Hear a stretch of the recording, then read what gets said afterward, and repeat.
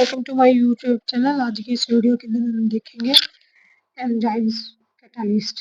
ठीक है, तो हम स्टार्ट करते हैं हमारे टॉपिक को। देखो, एंजाइम है बायोकैटालिस्ट, ये सभी लिविंग सेल में पाए जाते हैं। एंजाइम जितनी भी लिविंग सेल में समय प्रेजेंट होंगे, एंजाइम रेट ऑफ रिएक्शन को त्वरित करते हैं, अर्थात ये अभिक्रिया की दर को कम या अधिक कर देते हैं। जो रेट ऑफ रिएक्शन है उसको बढ़ा देते हैं या कम कर देते हैं, अर्थात अभिक्रिया के वेग में परिवर्तन कर देते हैं। BKS बुशनर, इसमें एंजाइम की खोज की थी बुशनर ने। उन्हें जो है इन्होंने एंजाइम शब्द दिया था। और जो जेबी समनर है, एस जो है जेबी समनर, सर्वोत्तम जेबी समनर ने केनावलिया लोबिया प्लांट में से एंजाइम शब्द एवं क्रिस्टलीकृत रूप में पता किया था। एंजाइम एक्टिवेशन एनर्जी को कम करते हैं, जिससे रेट ऑफ रिएक्शन बढ़ जाती है। एक्टिवेशन एनर्जी को ये क्या कर देंगे जिससे रेट ऑफ रिएक्शन क्या होगी, बढ़ जाएगी। देखो, जैसे कि ये एंजाइम, ये रिएक्शन जो हो रही है बिना एंजाइम के हो रही है, तो जो एनर्जी लग रही है कितनी लग रही है, इतनी लग रही है। लेकिन जब दूसरा हमने देखो ये रिएक्शन हो रही है तो इसमें एनर्जी कितनी लगी, सिर्फ इतनी लगी। ठीक है, तो ये क्या करेंगे, रेट ऑफ रिएक्शन को कम कर देंगे, सॉरी रेट ऑफ रिएक्शन को बढ़ा देंगे, एक्टिवेशन एनर्जी को कम कर देंगे।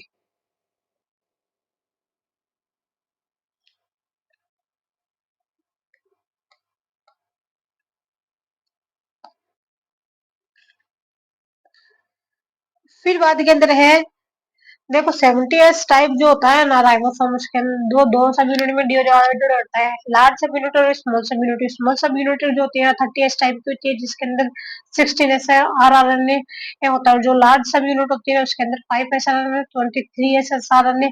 और ये जो 23 एस आर एन ए होता है ना, यह पेप्टाइड ट्रांसफरेज के रूप में कार्य करता है। इसके पास में एंजाइम के जैसे एक्टिविटी होती है। एंजाइम प्रेजेंट होगा तो एक्टिवेशन एनर्जी क्या होगी, कम हो जाएगी, जिससे टाइम कम लगेगा और रेट ऑफ रिएक्शन बढ़ जाएगी। अगर एंजाइम एंजाइम एब्सेंट होगा तो एक्टिवेशन एनर्जी क्या होगी, ये अधिक होगी और टाइम क्या हो जाएगा, ज्यादा हो जाएगा, रेट ऑफ रिएक्शन क्या हो जाएगी, कम हो जाएगी।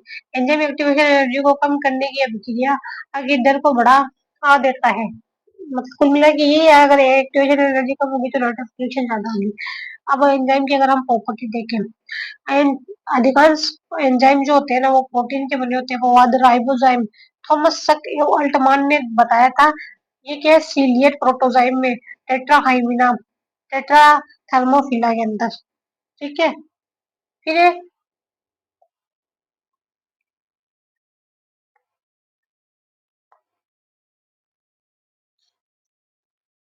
फिर बाद के अंदर आ जाता है राइबोजाइम। राइबोजाइम जब आरएनए एंजाइम के रूप में कार्य करता है तो उसे हम क्या कहते हैं, राइबोजाइम कहते हैं। जब आरएनए कैटाबॉलिक प्रॉपर्टीज शो करे, जैसे कि राइबोन्यूक्लियस पी है, पेप्टिडाइल ट्रांसफेज 23 एस आरएनए, ये भी क्या है, एक तरीका का राइबोजाइम है, जिसके पास में ये आरएनए, लेकिन इसके पास में क्या होती है, राइबो एंजाइम जैसे एक्टिविटी होती है। ये दोनों अमीनो एसिड के मध्य पेप्टाइड बॉन्ड का निर्माण करते हैं। ये दोनों क्या करते हैं, अमीनो एसिड के बीच में ना क्या बनाएंगे, पेप्टाइड बॉन्ड जो है वो बनाएंगे।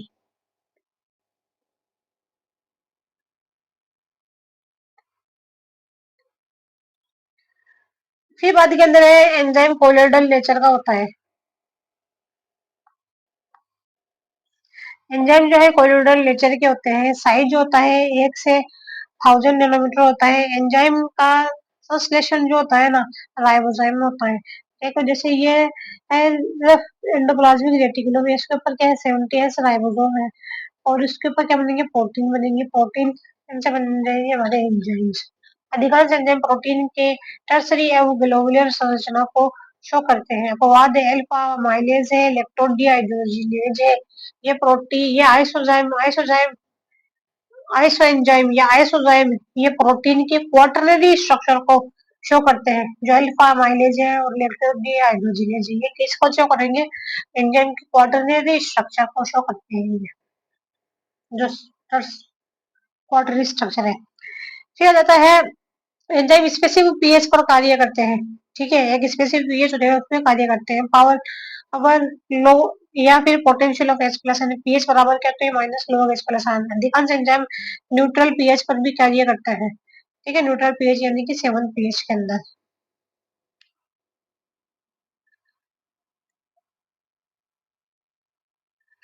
फिर बाद के अंदर है ग्लाइकोलाइसिस के एंजाइम जो है करेब साइकिल एंड लिथियस के एंजाइम है, बीटा ऑक्सीडेशन के एंजाइम एचएमपी ई के एंजाइम्स है। कुछ एंजाइम एसिडिक पीएच में भी कार्य करते हैं। ठीक है, न्यूट्रल पे तो ये है ग्लाइकोलाइसिस के, करेब साइकिल के, बीटा ऑक्सीडेशन के, एचएमपी एंजाइम, ये सारे के सारे। और कुछ एंजाइम जो है एसिडिक पीएच में कार्य करते हैं। एग्जांपल है लाइसोजाइम के हाइड्रोलाइटिक एंजाइम्स जो है एसिडिक फॉस्फेट कैथ पे कैथ पे पेशेंट पीएच 5 पे काम करेंगे। फिर रहता है एक्रोसोम, एक्रोसोम के हाइड्रोलाइटिक एंजाइम जिससे स्पर्मोलाइसिस, हाइड्रो हिलोनिरेज, जोना का लाइसिस करते हैं। बक्कल केविटी लार्ड टाइलिन एंजाइम जो है, अल्फा अमाइलेज सलाइवरी एंजाइम, ये पीएच 6 से 6.4 से 6.8 हल्का अम्लीय माध्यम स्टार्च का ये करते हैं, डाइजेशन करते हैं।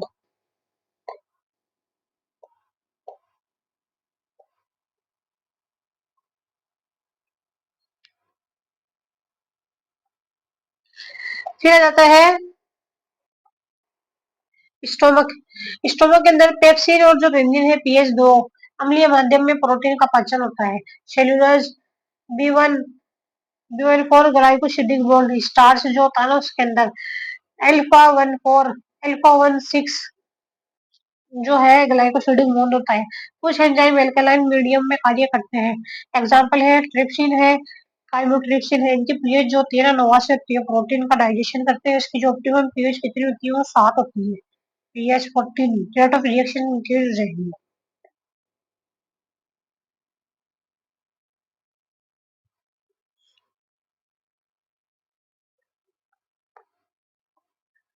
फिर देखो एंजाइम का मोलिकुलर वेट जो है वो हाई होता है, पाइरुवेट डी हाइड्रोजनेज 45 लाख डाल्टन से अधिक होता है। बैक्टीरियल फेरोडॉक्सिन रिडक्टेज जो है इसका 6000 डाल्टन सबसे कम होता है। बैक्टीरियल फेरोडॉक्सिन एंजाइम स्पेसिफिक टेम्परेचर पर ही कार्य करते हैं। 0 डिग्री सेंटीग्रेड से अगर हम 20 डिग्री सेंटीग्रेड टेम्परेचर 20 से 30 डिग्री टेम्परेचर कर दे तो क्या हो जाएगा, एंजाइम डीनेचर हो जाती है। ठीक है, क्या हो जाएगी, एंजाइम डीनेचर हो जाएंगे 0 डिग्री से। और रेट ऑफ रिएक्शन क्या हो जाएगी, इंक्रीज हो जाएगी, टेम्परेचर बढ़ेगा तो डिक्रीज होगी ना। फिर हो जाएगा टेम्परेचर कम होगा तो रेट ऑफ रिएक्शन भी कम हो जाएगी। एक स्पेसिफिक टेम्परेचर पर काम करिए, अगर हम इससे कम बढ़ा दें तो फिर हो जाएगा 20 से 30। पहले किसी भी बाद में रेट ऑफ रिएक्शन कम होने लगेगी। पहले क्या हो जाएगी, जो रेट ऑफ रिएक्शन है वो बढ़ती है, अगर हम 45 डिग्री में कर देते हैं बाद में कम होने लग जाती है। ठीक है, फिर वही 45 से अगर हम 50 डिग्री सेंटीग्रेड कर दे तो एंजाइम डीनेचर हो जाती है और रेट ऑफ रिएक्शन जो है रुक जाती है, सेल की डेथ हो जाती है। 50 तक कर दे तो टेम्परेचर कम हो जाएगा तो रेट ऑफ रिएक्शन पर प्रभाव नहीं पड़ेगा।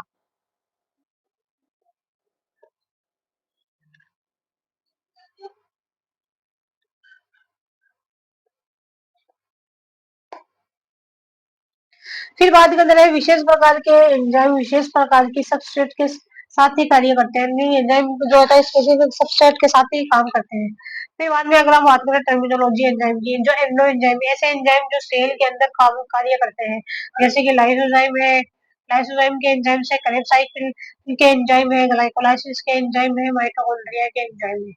फिर ऐसे एक्सोजाइम ऐसे एंजाइम जो सेल के बाहर कार्य करते हैं, जैसे एग्जांपल एलिमेंट्री कैनाल के डाइजेस्टिव एंजाइम, इंसेक्टिवर्स प्लांट के एंजाइम से।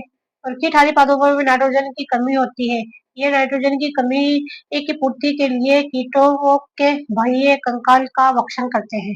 ठीक है, कीटों का एंडोस्केलेटन जो है काइटिन का बना होता है। पॉलीसैकेराइड काइटिन का होता है, पॉलीसैकेराइड होता है एन-एसिटाइल ग्लूकोज अमोन का पॉलीमर।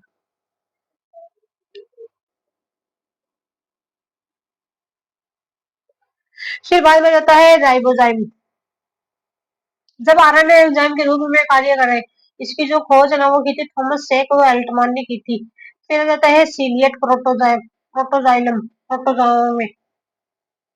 फिर आ जाता है एग्जाम्पल कौन सी, E3SS आरएनए। इसके पास क्या होती है, पेप्टाइड ट्रांसफेरेज की एक्टिविटी होती है। ये करता है दो अमीनो एसिड के मध्य पेप्टाइड बॉन्ड का निर्माण करता है। फिर बाद में जाता है सेल्फ स्प्लाइसिंग। ग्रुप फर्स्ट और ग्रुप सेकंड के इंट्रॉन्स राइबोसोम के रूप में काम करते हैं। फिर आ जाता है एक्सो एक्सो एंजाइम। जब एंजाइम हाई टेम्परेचर पर काम करते हैं।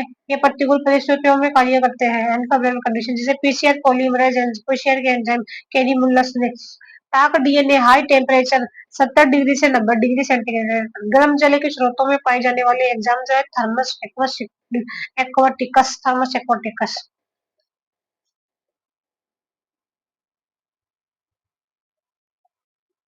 फिर बात के अंदर होता है एबा एंजाइम जब एंटीबॉडी एंजाइम के रूप में कार्य करती है तो उसे हम एबा एंजाइम कहते हैं। एग्जाम्पल है मोनोक्लोनल एंटीबॉडी निर्माण जो है इसका हाइब्रिडोमा टेक्नोलॉजी के द्वारा किया गया था। फिर जाता है जाइमोजन एंजाइम के पूर्ववर्ती पदार्थ इनएक्टिव एंजाइम्स इन्हें प्रो एंजाइम भी कहा जाता है। जैसे प्रो रेनिन जाइमोजन इनएक्टिव बच्चों में अगर इसको एचसीएल दे देते हैं और पीएच टू कर दे तो रेनिन क्या हो जाएगी एक्टिव हो जाएगी। जो कैसिन है तो वो कैल्शियम प्लस टू की प्रेजेंस में क्या हो जाएगी कैल्शियम पेरा पेरा कैसिनेट कड इनसॉल्युबल प्रोटीन क्या जाता है पेप्सिनोजन। जाइमोजन क्या होता है इनएक्टिव होता है। अगर हम उसको एचसीएल और पीएच2 दे दें तो पेप्सिन बनेगा अम्लीय माध्यम में प्रोटीन का पाचन करेगा। क्या जाएगा ट्रिप्सिनोजन ये जाइमोजन है एक तरीके का। ये क्या है एंटेरोकाइनेज एंजाइम की प्रेजेंस में पीएच कब होगी 8 से 9 तक होगी क्षारीय माध्यम में। तो काइमोट्रिप्सिन जाइमोजन ट्रिप्सिन जो है काइमोट्रिप्सिन के अंदर चेंज हो जाती है ट्रिप्सिन। ये क्या है क्षारीय माध्यम में प्रोटीन का डाइजेशन करेगा। फिर बाद के अंदर आ जाता है बायो डिटर्जेंट एंजाइम्स वॉशिंग में प्रयुक्त होते हैं ये। एग्जांपल हो जाएंगे कार्बोहाइड्रेट अमाइलेज जैसे प्रोटीन पेप्टिडेज लिपिड जाइपेज तोड़ने के अंदर काम में आते हैं। ये रहते हैं हाउसकीपिंग एंजाइम्स या कंस्टिट्यूएंट एंजाइम ऐसे एंजाइम जो शरीर की प्रत्येक सेल में अपना एक्सप्रेशन देते हैं। एग्जाम्पल है ग्लाइकोलाइसिस के एंजाइम और कार्ब साइकिल के एंजाइम जो कंटिन्यू लगातार अपना काम करते रहते हैं उन्हें हाउसकीपिंग एंजाइम्स कहते हैं। फिर रहते हैं आइसोजाइम्स ऐसे एंजाइम जिनकी आणविक संरचना तो भिन्न होती है लेकिन कार्य सेम होते हैं। जो स्ट्रक्चर तो इनकी डिफरेंट होगी लेकिन काम सेम हो गए। जैसे अल्फा माइलेज के 16 फॉर्म्स पाई जाती है। लैक्टोड डिहाइड्रोलेज की 5 फॉर्म पाई जाती है।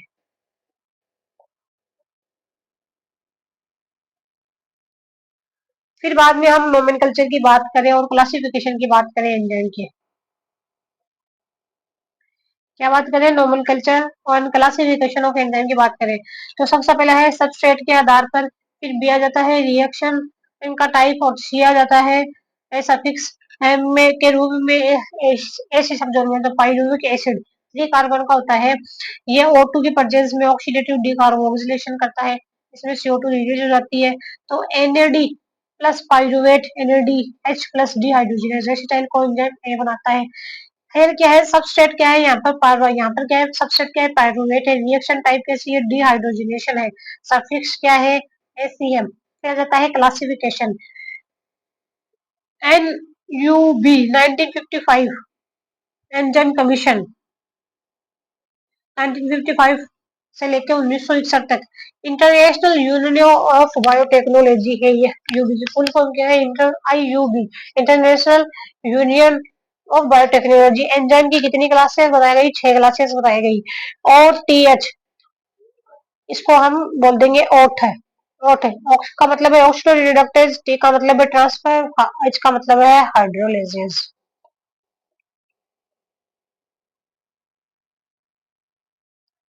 फिर है लाइएज एल लाइए एल फिर इसको हम कैसे ट्रिक करेंगे ओथ लिल। ठीक है ओ का मतलब ऑक्सीडेज टी का मतलब ट्रांसफरेज एच का मतलब हाइड्रोलाइजेज एल का मतलब है लाइएज आई का मतलब है आइसोमरेज और एल का मतलब है लाइगेज। ऑक्सीडेटिव फर्स्ट देखिए ये एंजाइम ऑक्सीडेशन और रिडक्शन के लिए उत्तरदायी होते हैं। ऑक्सीडेशन का मतलब क्या होता है इलेक्ट्रॉन का निकलना ऑटो का जुड़ना। रिडक्शन का मतलब क्या होता है H प्लस और इलेक्ट्रॉन का जुड़ना और ऑक्सीजन का निकलना। एग्जाम्पल है साइटोक्रोम ऑक्सीडेज ये ऑक्सीडेशन क्रिया। डिहाइड्रोजनेज इसके अंदर क्या होता है removal of hydrogen oxidation dehydrogenase. फिर है जैसे कि पीडीए डिहाइड्रोजनेज के एग्जाम्पल है PDH DS lacto dehydrogenase succinate dehydrogenase alpha ketoglutarate dehydrogenase. Reductase में एच का जुड़ रिडक्शन में एच हाइड्रोजन का जुड़ना reduction bacterial production reductase. F AD flavin adenine dinucleotide F flavin mononucleotide.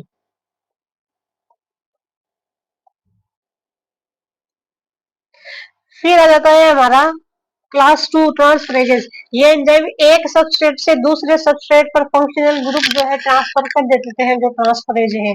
Example है हेक्सोकाइनेज ट्रांसअमीनेज, जैसे कि ग्लूकोज प्लस एटीपी फॉस्फेट 3। इसमें ये क्या करेगा, ग्लूकोज को ये एटीपी से एक फॉस्फेट ट्रांसफर कर देगा, तो हेक्सोकाइनेज के प्रेजेंस में ग्लूकोज 6 फॉस्फेट और एटीपी निकल जाएगा। अभी देखो ये ट्रांसअमीनेज क्या होगा, ये अमीनो एसिड 1 है और ये अमीनो एसिड 2 है, तो ये क्या क्या रहेगा, अपना अमीनो एसिड जो ग्रुप है ना, वो किसको दे देगा, अमीनो एसिड 2 को दे देगा। और फर्स्ट के पास में क्या जाएगा, कीटो ग्रुप है। क्या है, कीटो एसिड है, अमीनो एसिड ए है अमीनो एसिड। क्लास 3 है हाइड्रोलाइजेज। ये एंजाइम जल की प्रेजेंस में जटिल यौगिकों को सरल अवयवों में परिवर्तित कर देते हैं, जैसे कि ether ester bond, glycosidic bond, R O R है ईथर बॉन्ड। फिर है हेलिड्स, हेलिड से पेप्टिल पेप्टाइड बॉन्ड। फिर डाइसैकेराइड, सुक्रोज जो है H2O और सुक्रेज में ग्लूकोज और फ्रक्टोज के अंदर कन्वर्ट कर देता है। माल्टोज जो है ग्लूकोज और ग्लूकोज के अंदर। लैक्टोज जो है ग्लूकोज और गैलेक्टोज के अंदर, H2O और लैक्टेज के प्रेजेंस में।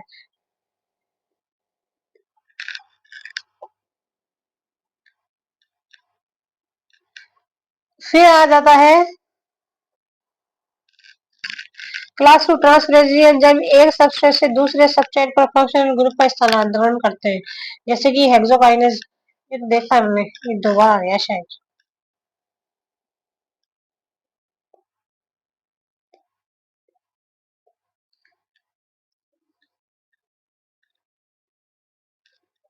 फिर देखो अमीनो पेप्टिडेज है, कार्बोक्सी पेप्टिडेज, जटिल जल की प्रेजेंस में ये काम करते हैं। फिर आ जाते हैं क्लास 4 के अंदर आ जाता है लाइगेज।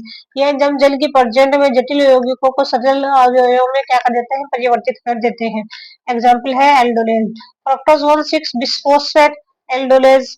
एल्डोलेज H2O की इसमें क्या हो जाता है, वाटर मॉलिक्यूल रिलीज हो जाता है, तो ये कन्वर्ट हो जाता है DHAP प्लस 3 फॉस्फोग्लिसरॉल्डिहाइड।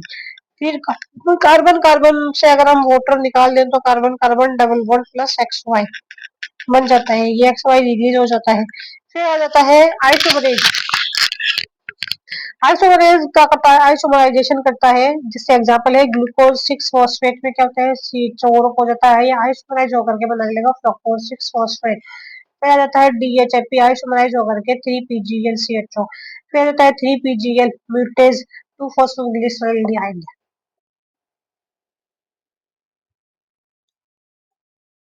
फिर आ जाता है लाइगेज। ये एंजाइम सरल अवयवों से जटिल यौगिकों का निर्माण करते हैं, सिंपल कंपोनेंट कॉम्प्लेक्स कंपोनेंट। फिर आ जाता है ऑक्सोलोएसिटिक एसिड, क्या बना लेता है, एसिटिल को एंजाइम ऑक्सोलोएसिटिक एसिड 4 कार्बन का है।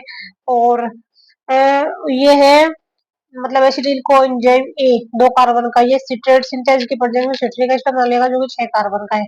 डीएनए के खंड होकर जगह फ्रेगमेंट को जोड़ने वाला एंजाइम जो है डीएनए लाइगेज है। निम्न में बॉन्ड पर कार्य करता है, सीओ बॉन्ड पे C O S C N और P N. Turn over number of enzymes, जब किसी एंजाइम के द्वारा किसी सबस्ट्रेट को इकाई समय में प्रोडक्ट में बदलने की क्रिया, यानी कि जैसे कि ये सबस्ट्रेट है, प्रोडक्ट है, तो सबसे एंजाइम क्या है, ये एंजाइम जो है, ये एंजाइम में एक ही सबस्ट्रेट कितने हैं, 10 लाख।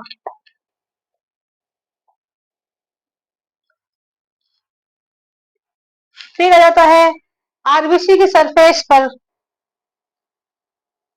आरबीसी की सरफेस पर प्रेजेंट एंजाइम, जैसे कार्बोनिक एनहाइड्रेज एंजाइम सक्रिय करने H2 plus turn over number 360 lakh पर मिनट। कैटालाइसिस एंजाइम जो है टर्न ओवर नंबर 50 लाख और पर मिनट। और जो लाइसोजाइम है टर्न ओवर नंबर है 30 लाख पर मिनट। फिर आ जाता है EC1 ऑक्सीडो रिडक्टेज, EC2 है जो है ट्रांसफरेज, EC3 है हाइड्रोलाइजेज, EC4 है लाइगेज, EC5 है एस्टोलेज, EC6 है लाइगेजेस।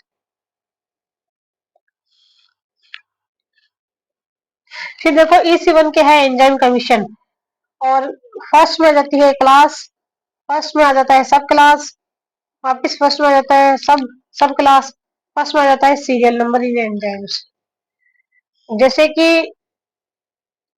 EC2 711 टू है ट्रांसफरेज एंजाइम, इसकी सब क्लास है ट्रांसफर ऑफ फॉस्फेट ग्रुप। ठीक है, सब आ जाएगी, सब 7 सब क्लास है, और 1 क्या है, सब सब क्लास है। एल्कोहल फॉस्फेट ग्रुप एक्सेप्टर, 1 क्या है, सीरियल नंबर हेक्सोकाइनेज। हेक्सोकाइनेज का फुल नेम जो होता है, फुल नेम होता है एटीपी हेक्सो डी हेक्सोज 6 फॉस्फोट्रांसफरेज।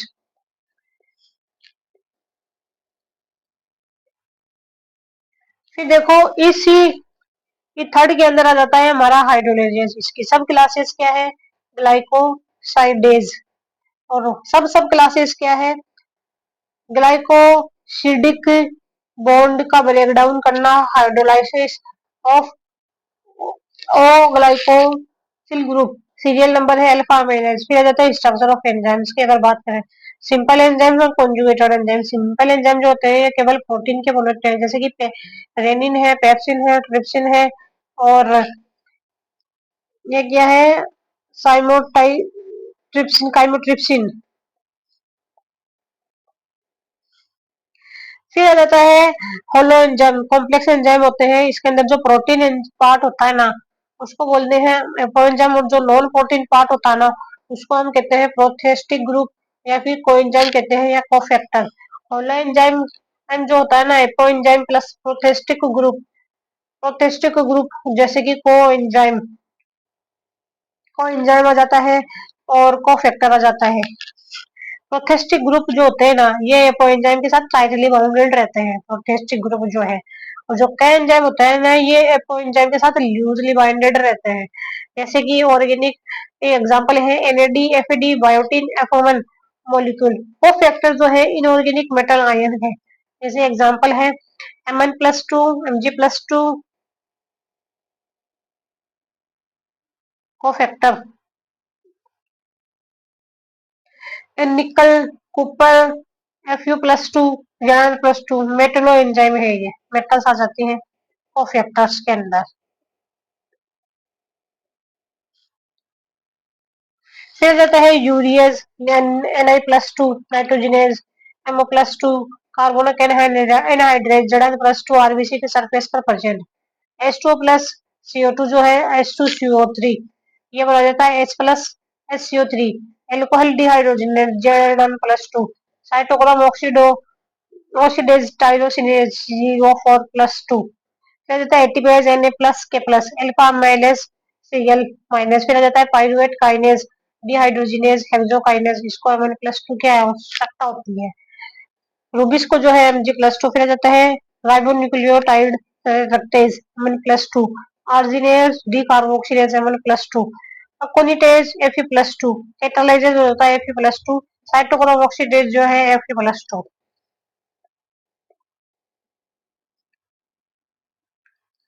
फिर बाद में आ जाता है ये एंजाइम है, ये इसकी एक्टिव साइट है जिसपे सब्सटेंस बाइंड करता है, और ये है हमारी कौन सी, एलोस्टेरिक साइट, जिसके ऊपर मॉड्यूलेटर बाइंड कर सकते हैं। अब ये जो मॉड्यूलेटर होते हैं ना वो क्या करते हैं, इनहांस करते हैं रेट ऑफ रिएक्शन को, या फिर साइलेंस कर देते हैं, या तो बढ़ा देते हैं या बढ़ा देते हैं। मॉड्यूलेटर इनहिबिटर हो सकते हैं और एक्टिवेटर्स हो सकते हैं।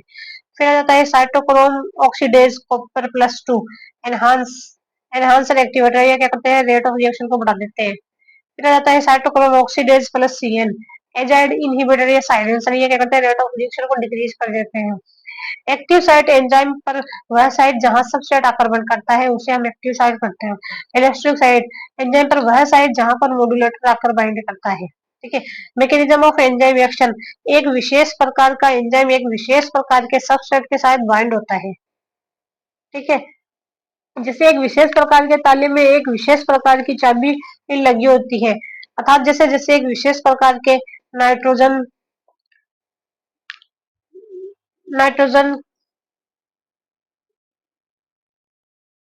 क्या है, सॉरी, एक विशेष प्रकार के एंटीजन के साथ एक विशेष प्रकार की एंटीबॉडी बाइंड होती है, उसी प्रकार एक विशेष एंजाइम के साथ एक विशेष प्रकार का सबस्ट्रेट आकर के बाइंड होता है।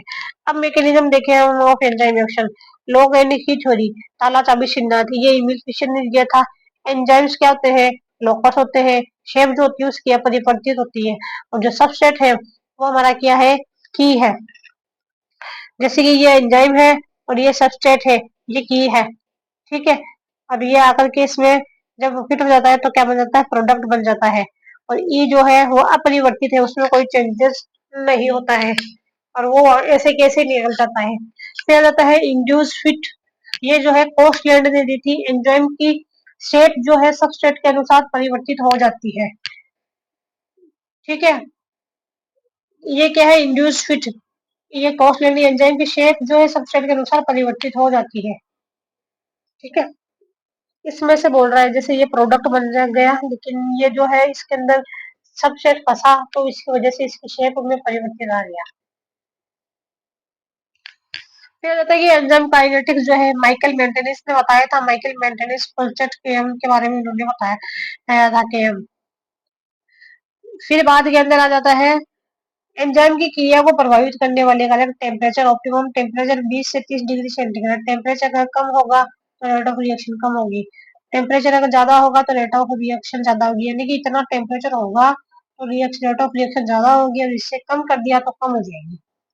यदि टेम्परेचर उससे ज्यादा भी कर दिया तब भी क्या हो जाएगी, रेट ऑफ रिएक्शन डिक्रीज हो जाएगी। टेम्परेचर 45 डिग्री सेंटीग्रेड से अधिक दर कर दे तो भी रेट ऑफ रिएक्शन पहले बढ़ेगी, बाद में क्या हो जाएगी, कम हो जाएगी। 45 पहले तो बढ़ेगी फिर कम हो जाएगी। हाई टेम्परेचर में एंजाइम क्या हो जाते हैं, डीनेचर हो जाते हैं। लो टेम्परेचर में एंजाइम क्या होते हैं, इनएक्टिव हो जाते हैं। ठीक है, जैसे कि हमने पे ये बढ़ाया, टेम्परेचर बढ़ाया 20 से 30 डिग्री सेंटीग्रेड हुई तो बढ़ी रेट ऑफ रिएक्शन। फिर क्या हो जाएगी, अब 20 45 डिग्री कर रहे हैं तो पहले क्या हो जाएगी, डिग्री हो जाएगी। फिर बाद में है पीएच।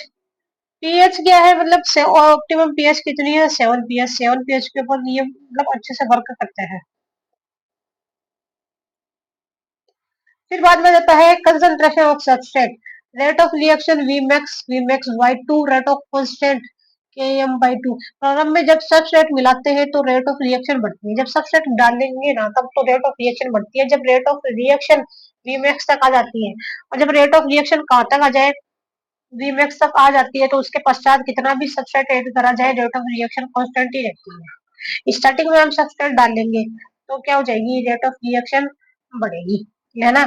लेकिन फिर धीरे धीरे क्या हो जाती है, रेट ऑफ रिएक्शन जब मैक्सिमम वैल्यू वी मैक्स तक पहुंच जाती है ना तो फिर कितना ही सबस्ट्रेट डालो वो नहीं बढ़ेगी। Concentration of enzyme, rate of reaction V max by two. Rate of reaction जो होती है मतलब वी मैक्स बाई हाफ पे क्या होती है, ज्यादा होती है।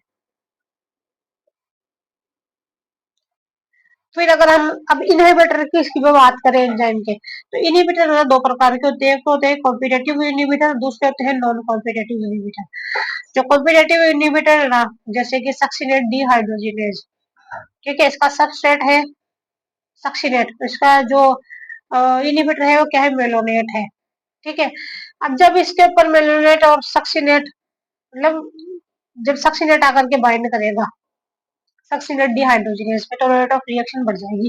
लेकिन जैसे इसके साथ मेलेट बढ़ जाएगा, ऐड करेगा तो रेट ऑफ रिएक्शन क्या हो जाएगी, कम हो जाएगी। फिर एग्जांपल है सल्फर ड्रग PAPB, पैरा अमीन बेंजोइक एसिड की कॉम्पिटेटिव इनहिबिटर होते हैं, बैक्टीरियल सेल में फोलिक एसिड का सिंथेसिस करते हैं। केम क्या हो जाती है, चेंज हो जाती है, और वीमेक्स क्या हो जाती है, कांस्टेंट हो जाती है। फिर बात हो जाता है नॉन कॉम्पिटेटिव इनहिबिटर। इसके अंदर क्या हो जाती है, केएम जो है अनचेंज रहती है और वीमेक्स जो होती है वो चेंज हो जाती है। जैसे साइटोक्रोम ऑक्सीडेज का non competitive inhibitor CA azide है, रेट ऑफ रिएक्शन क्या हो जाएगी, डिक्रीज हो जाएगी। देखो ये इलेक्ट्रिक साइड है जिसपे साइनाइड और अजाइड आकर के बाइंड कर देता है तो क्या हो जाती है, रेट ऑफ रिएक्शन डिक्रीज हो जाएगी, और सबसे बाइंड करेगा तो बढ़ेगी।